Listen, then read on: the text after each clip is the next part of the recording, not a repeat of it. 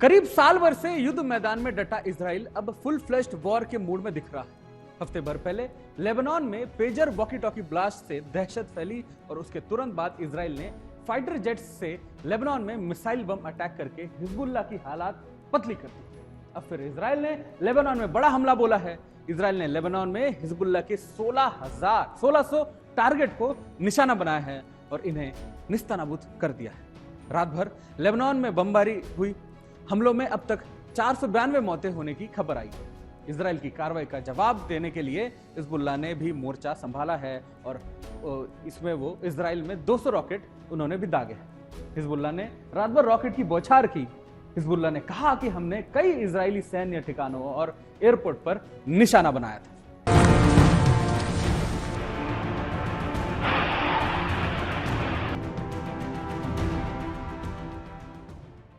Israel और Hezbollah के बीच अब संघर्ष और तेज हो गया है। दोनों पक्षों ने रविवार को भी सीमा पार बड़े हमले किए हैं। इजरायली सेना आईडीएफ के मुताबिक लेबनान में मौजूद हिजबुल्लाह समूह ने इजराइल पर 150 मिसाइलें दागी हैं। आईडीएफ ने कहा कि ये हमला हाल ही में हुए हिजबुल्लाह पर किए गए हमलों का बदला है। रिपोर्ट्स के मुताबिक हिजबुल्लाह के पिछले मिसाइल हमलों की तुलना में इस बार का हमला इजराइल के काफी भीतर तक हुआ। इस हमले में इजराइल में काफी घरों को नुकसान पहुँचा है और कुछ लोग घायल हुए हैं। इजराइल के प्रधानमंत्री बेंजामिन नेतन्याहू ने कहा है कि देश की सुरक्षा को देखते हुए जो भी कार्रवाई जरूरी होगी वो इजराइल करेगा। लेबनान के सीमा के पास इजराइल के शहर हाइफा और उत्तरी इजराइल के इलाकों में स्कूलों को बंद कर दिया गया।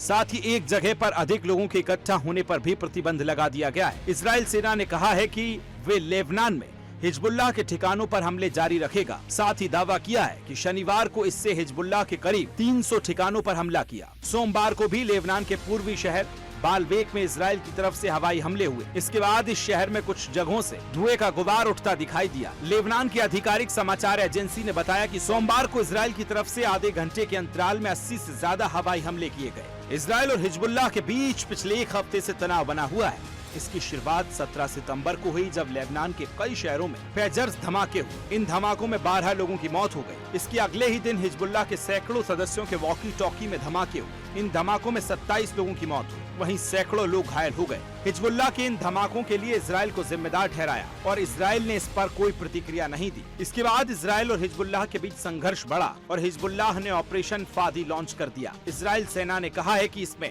अधिकांश मिसाइलों को पहले ही गिरा दिया गया है। हालांकि कुछ मिसाइलें हाइफा शहर के रिहायशी इलाकों में गिरी हैं। Bureau report, Sudarshan news.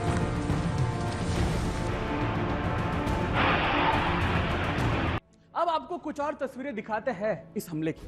दरअसल लेबनान में 2006 के बाद पहली बार संघर्ष का सबसे घातक दिन देखा गया था। इजरायली हमलों में 492 लोग मारे गए। इनमें 35 बच्चे और 58 महिलाएं शामिल। 1645 लोग घायल हो गए हैं।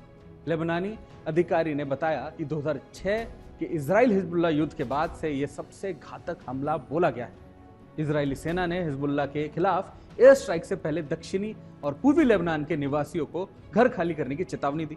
अलर्ट के बाद हजारों दक्षिणी लेबनान से बेरूत की ओर भागते हुए नजर आए। कई गांव कस्बे खाली हो गए। यह 2006 के बाद सबसे बड़ा पलायन देखा भी गया।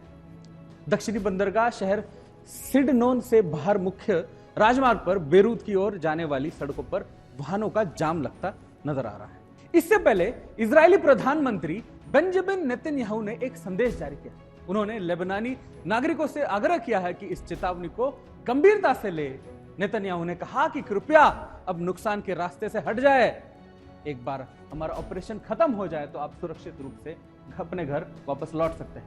आइए सुनते हैं क्या कहना है इजरायली प्रधानमंत्री का। I have a message for the people of Lebanon. Israel's war is not with you. It's with Hezbollah. For too long, Hezbollah has been using you as human shields. It placed rockets in your living rooms and missiles in your garage. Those rockets and missiles are aimed directly at our cities, directly at our citizens. To defend our people against Hezbollah strikes, we must take out those weapons. Now, starting this morning, the IDF has warned you to get out of harm's way. I urge you, take this warning seriously.